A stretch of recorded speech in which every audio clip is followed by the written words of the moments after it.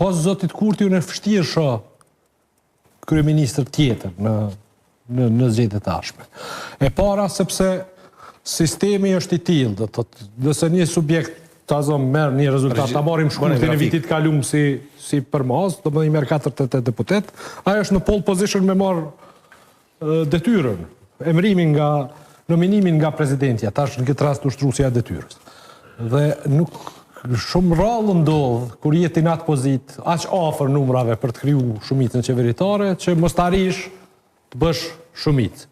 Ajo ndodh vetëm, po ndodh kur ti demonstron kooperaci ose demonstron padurueshmëri ndaj tjerëve ose që është ditë natën e zgjedhjeve ju thu krejtëve hajvana, ajo ndodh. Po mund të nëse don me trajtu këtë situatë kështu racionalisht dhe nuk i bë këto gjëra, po troket me një farë respekti, me një farë oferte të cilën konsiderohet e pranueshme, unë mendoj që është garë e fituar nga zoti Kurti. Është gjë që e fiton pa asnjë problemin më të vogël, domethënë, me cilin do subjekt. Sidomos kur i ke 3 subjekte në përballë dhe mundesh me i fut ata në një garë të ndërsjell se cili do të bëhet partneri yt përmes ofertave që ti ai blok po i thot, po nuk janë blok, ata na e dim që nuk janë blok.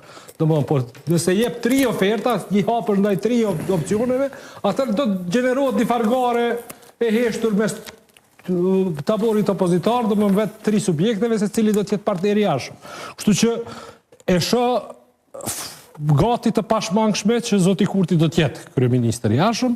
Çështja është që ai vetes mundet me mohu mandatin e jashtëm me një qasje krejtësisht jo korrekte ndaj rivalve politik, me një qasje jo ofertuese, por duke mos parasysh se çka kërkojnë ata. Domethënë, por duke mos ia dhënë ofertën e cila është e pranueshme dhe i cila i nxjerr me fytyrë ata. Do thotë ai duhet me dhënë ofertë në cilën lidhja demokratike ta zëm thotë po, është politikisht e qëndrueshme kjo, hym në koalicion dhe ne kemi shpresë që përfitojmë në të ardhmen nga koalicion elektoral. Nëse ti jep një ofertë me cilin ata nënçmohen, fyhen me hyrje në atë koalicion, ajo nuk do të ndodh. Nuk do të ndodh, si nuk ndodhi tash, dhe nuk do ndodh prapë.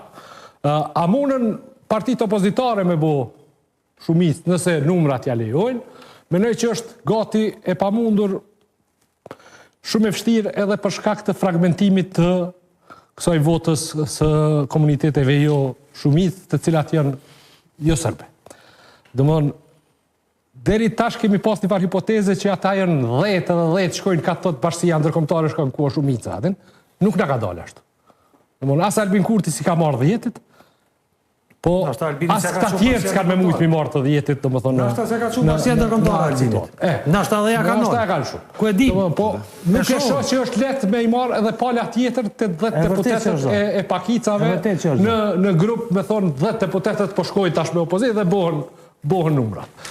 Kështu që në fund është zoti Kurti e ka në dorë letrën e të bërit kryeministër. Për të bërë kryeministër duhet të zgjedh president këtë herë. Nuk i ka 3 muaj, nuk i ka 4 muaj, as 6 javë, duhet për një herë me kry krejt detyrën. Për ta bërë presidentin duhet kompromis i madh.